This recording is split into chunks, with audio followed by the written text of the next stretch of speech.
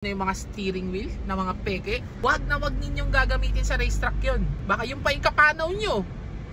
Maraming nagtatanong sa atin kung ano ang una sa mga kailangan mo kung gusto mong kumarera dito sa Pilipinas. At syempre, ang pinakaunang kailangan mo ay ang sasakyan. Racing dito sa Pilipinas na mamayagpag ang Honda Civic. Ang Honda Civic may mabibili ka niyan nasa 120,000 sa ESI, sa VTI mga 180,000 at sa SIR medyo magsa-start ka diyan 300,000 pataas. Mga EG hatchback ganun din, nasa 250 to kalahating milyon. Pero namamayagpag kasi talaga sa racetrack ang Honda Civic. Meron namang mga sumasali, mga naka-Lancer, mga naka-Corolla, naka-Vios tulad natin. Pero iba pa rin talaga ang VTEC. So may sasakyan ka na. Ano naman ang next? Syempre, ito na yung racing upgrades. Pinakauna madalas sa mga racing boys ay ang tinatawag na IHE or ang intake, headers, and exhaust. Nagpapalit sila ng intake tubes. Yan para pumasok ng mas magandang hangin sa loob ng intake manifold. Nagpapalit sila ng mga drop-in filters, cone filters, at kung ano-ano pa. Next, headers. Tinatanggal yung stock na exhaust manifold. Pinapalitan ng stainless steel na headers na tinatawag. Mas magaan, mas maganda ang airflow palabas, at mas maganda tumunog. Exhaust system naman. Ang exhaust system, nagsisimula yan sa headers hanggang dulo, muffler. Ginagawa ng mga tao, nagtatanggal sila ng mga stock nilang catalytic converters, anti-drone systems, at pinapalitan ng stainless steel na resonator at pipings para mas maganda ang labas ng exhaust air. Okay? So yung mga nilalagay nila, mas magaan din yun. So that's weight reduction. Maganda pang racing. Hop. Bago tayo mag-continue, papakilala ko muna sa inyo ang Atomtech Films. Sila ay brand ng PPF and ceramic tints na available sa Metro Manila. Meron din silang home service. Kung kailangan ninyo ng mga ceramic tints and paint protection films, please contact Atomtech. Page at the description below. Next na importante na kailangan mong gastusin kung gusto mong kumarera dito sa Pilipinas, syempre, ay ang goma. Ang goma, iba-iba yan. Merong high performance tires, meron din passenger daily tires. So, dun tayo sa high performance kasi nga, racing tayo di ba? Yung mga high performance tires na yan, nagre-range yan from 5,000 pesos and up per piece. So, kung gusto mong kumarera at gusto mo talagang may kapit yung goma mo sa racetrack, high performance tires ka na. Usapang brake pads naman. So maraming types of brake pads, no, depende sa manufacturer. Meron yan asbestos type, meron yan ceramic, meron yan metal type.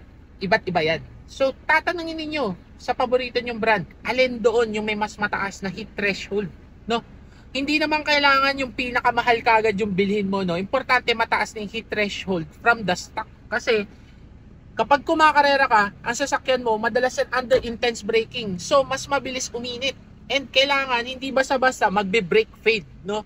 Yung brake fade, i-explain na lang natin yan sa different video. Pero yun na nga, tanungin mo na lang yung suki mong tindahan kung ano ang brake pads sa kanila na merong mas mataas na heat threshold.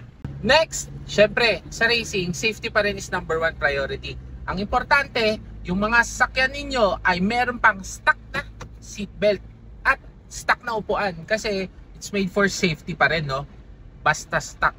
Wag na wag kayong bibili ng mga nakikita ninyo sa Shopee na mga bucket seat, tas mga harness. Yang mga racing seat na yan na surplus, usually nagsa-start yan around 10,000 each.